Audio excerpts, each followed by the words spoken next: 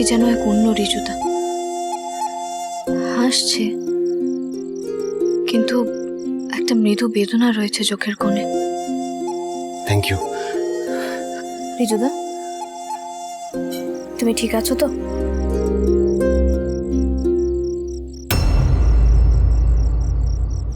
হ্যাঁ, কেন ঠিক থাকবো না কেন? তুমি তো জানো ঝিল্লি, আমি সদা স্মাইলিং, তাই না? ও বাবা, অনেক রাত হয়ে গেল ঝিল্লি, চলো চলে যাই এবার বাড়ি। তা নাহলে জানো তো, মেজদা ভাই আর মেজদা ভাইয়ের স্কেল ঠিক আমাদের খুঁজে বের করবে। তারপর কি হবে বলো তো, ওই দুপুরের স্কেলটাকে দুটুকরো করে আমাদের পিঠে 4 টুকরো হবে। না, চলো চুপচাপ ঢুকে পড়ি। হ্যাঁ, তুমি এসো। হ্যাঁ,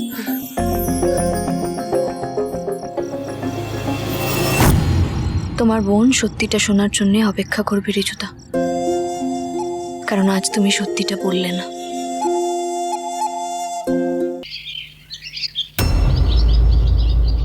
কৃষ, আজ থেকে একটা নতুন সূচনা শুরু হচ্ছে।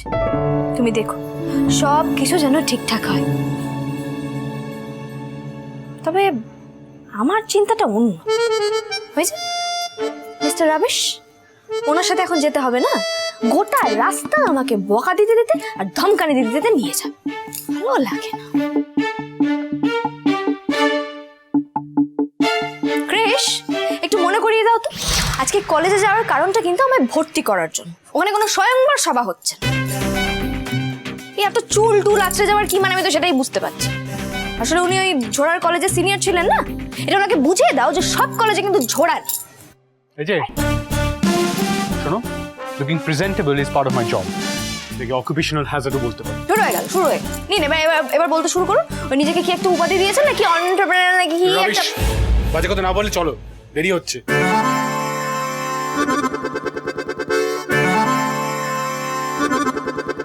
তোরা না ঘরে বাইরে একটা মাথা বেঁধে দে, সুবিধা হবে। তোর মতো দাঁড়িয়ে থাকতে হবে না, ভেতরে আয়। আসলে কি বলতো মেজদা ভাই, ঝিল্লি বেরোচ্ছিল তো আমরা তো তাই এলাম। হ্যাঁ, জানা আছে আমার। না আসলে কি বলতো মেজদা ভাই, তোদের এই ঝগড়াটা দেখতে এত সুইট লাগে না, মানে চোখ ফেরানো যায় না, বিশ্বাস কর। রিজু দাদা, ভালো ঘুম হয়েছে তো? হ্যাঁ ঝিল্লি, বলছি মেজদা ভাই, তোরা যখন কলকাতায় যাচ্ছিস তখন ওই ফ্রাই দোকান থেকে একটু ফিশ ফ্রাই নিয়ে আসিস না। সেদিনকে বর্ধা ভাই নিয়ে এলো, কিন্তু শুধু ওই ভাইয়াজির জন্য। আমি তো তখনই হেভি লোভ দিয়ে দিয়েছি। এত হাসির কিছু নেই, কেউ এসব খাবে না। একদম এসব বাজে জিনিস ফিস কেউ আনবে। দেখি দেখি দেখি দেখি লাগলো না, দেখি দেখি, চোখটা খোলো।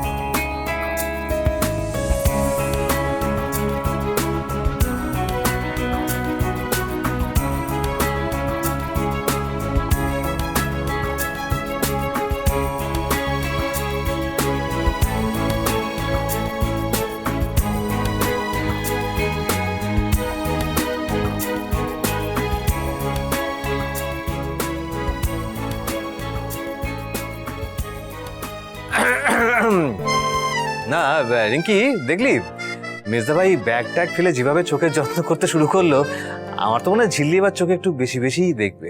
এই বাজে কথা বলা বন্ধ করতো। আর তোদের এই ব্রত লাভারকে বল কিছু খেয়ে নিতে।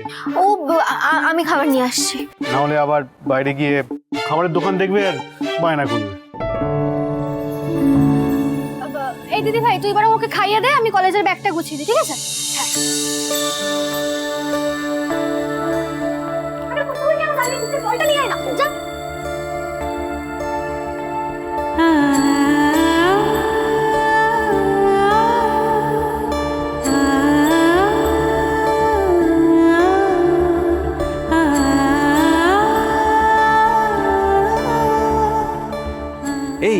তুদুল বলছি ওই পেনটাও দিয়ে দে, ওই ফর্ম ফিল আপ করতে যদি লাগে। ও হ্যাঁ,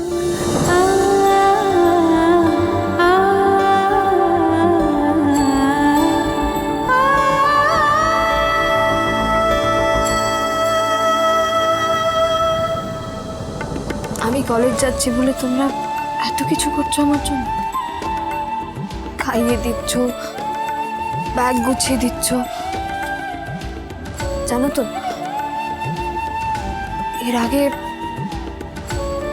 কোনোদিনও কেউ আমার জন্য এতটা করেনি।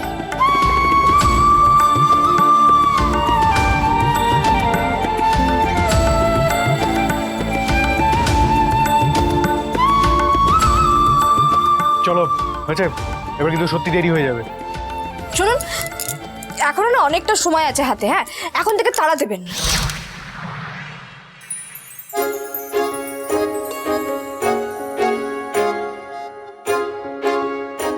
এটা আমার লাকি পেন্সিল, এটা দিয়ে তুই লিখিস।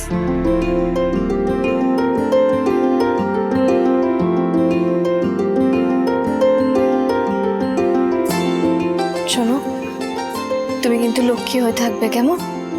কোনো দুষ্টুমি করবে না। আমিও তোমাদেরকে খুব মিস করব। আমার কত যেন মনে হচ্ছে একেবারে বিদেশে হায়ার স্টাডিজ করতে যাচ্ছ।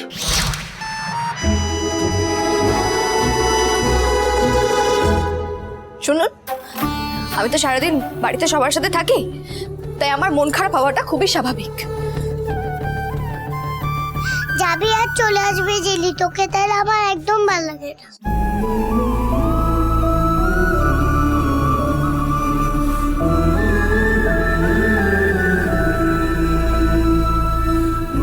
কত মায়ায় তুমি আমায় বেঁধে দিলে কৃষ। ঝিল্লি চৌধুরীর এত মূল্য।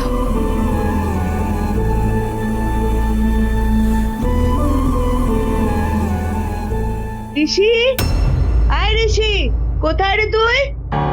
এ কি সিরিয়াল পেশে আবার এই সকালবেলা হাঁক দিচ্ছে কেন? এই আবার নতুন করে কোনো ঝামেলা করবে না তো?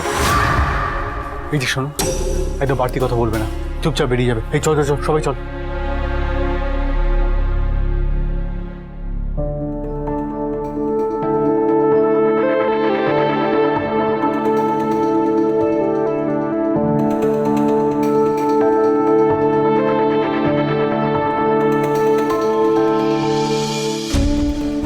Best of luck.